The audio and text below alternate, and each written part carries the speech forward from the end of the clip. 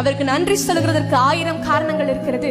ஆனா வேதத்துல தாவீது சில காரணங்களுக்காக தேவனுக்கு நன்றி செலுத்துகிறார், துதிக்கிறார். அது என்னன்னு மாத்திரம் பார்த்துட்டு நாமும் சேர்ந்து அவரை துதிக்க போகிறோம். சங்கீதம் 30வது அதிகாரம் தாவீது சொல்கிற முதல் காரணம், நீங்க என்ன கை தூக்கி எடுத்தபடியினால் நான் உம்மை போற்றுவேன். எதுல இருந்து கை தூக்கி எடுத்தாரு?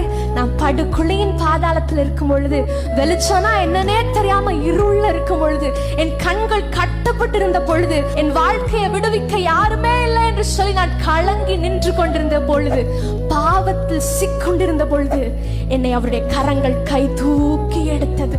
அதற்கு தான் தாவீது சொல்கிறார், என்னை கை தூக்கி எடுத்தபடியினால் நான் உம்மை போற்றுவேன். 2வது ஒரு காரணத்தை தாவீது சொல்கிறார், என்னை நீர் குணமாக்கினபடியால் நான் உம்மை போற்றுவேன். என்னை கை தூக்கி எடுத்தது மாத்திரம் அல்ல, நான் எதுல சிக்கி கொண்டிருந்தேனோ அதுல இருந்து என்னை கை தூக்கி எடுத்து என்னை குணமும் படுத்தி இருக்கிறார். எனக்கு சுகத்தை தந்திருக்கிறார். அவருடைய ரத்தத்தினால் என்னை கழுவி என்னை சுகமாக்கி என்னை குணப்படுத்தி இருக்கிறார். அதற்காக நான் உம்மை துதிப்பேன். 3வது ஒரு காரணத்தை சொல்லுகிறார், நீர் என்னை உயிரோட காத்தபடினார் நான் உம்மை துதிப்பேன். இன்று இதை வைத்து நாம கர்த்தரை துதிக்க போகிறோம்.